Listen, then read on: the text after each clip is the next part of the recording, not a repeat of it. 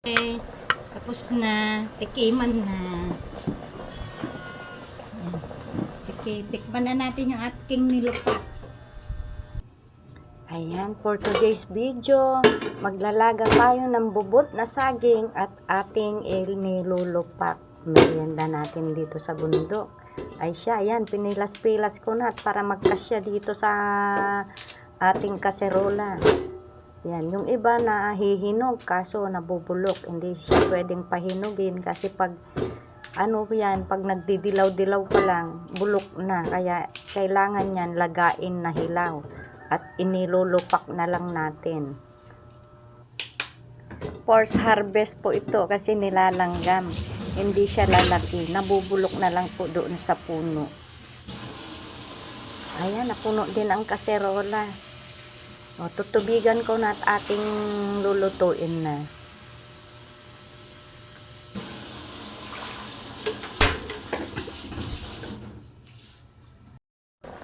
Ay, luto agad. Magic.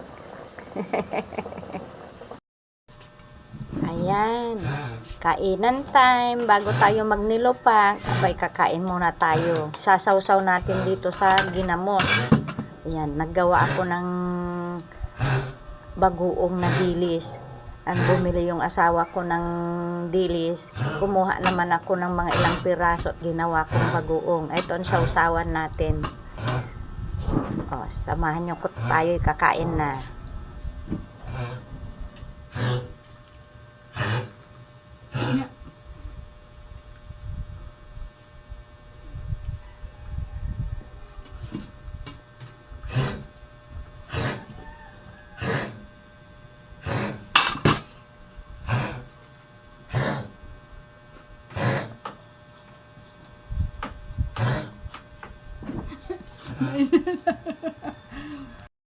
Ayan, tayo ay maglilinupak ng saging, hilaw na saging ito. Ayan, maglilinupak tayo. Ayan, kaya hindi po ako nakaka-video kasi ganyan na lang si Chico. Ayan. Ayan, kunti lang kasi ako lang naman ang kakain, hindi kakain mga yan. Ano to, force harvest. Nilalamgang kasi ayaw lumaki kaya kinuha na. Ayan. Kaya yung laman niya maliliit lang. Okay, okay na siguro to. Ayan.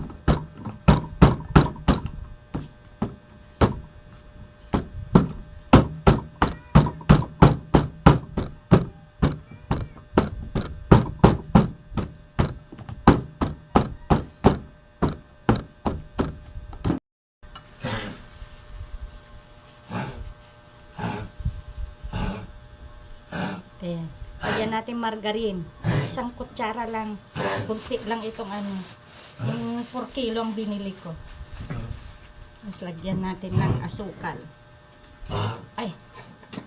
Ayan. Lagyan natin ng asukal.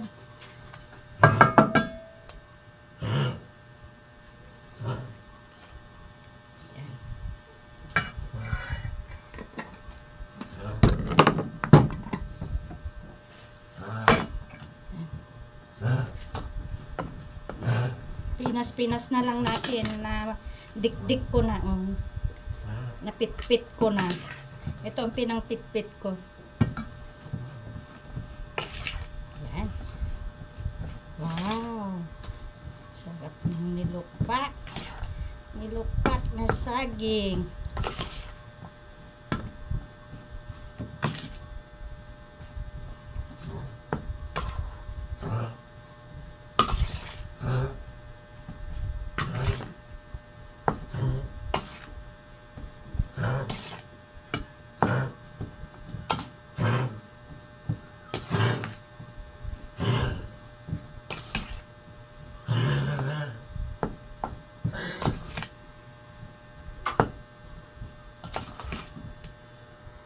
Okay, tapos na, tikiman na. Yan. Tikman na natin yung ating nilupak. Margarine yan. Saka asukal. Ito lang, no? Margarine na 4 kilo. Saka yung asukal na pang mahirap. Masarap.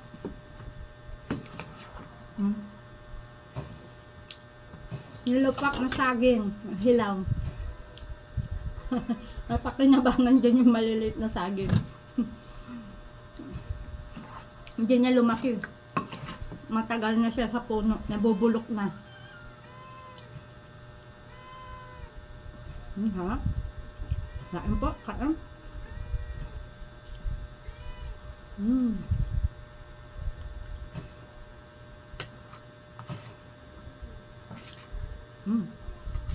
Apa?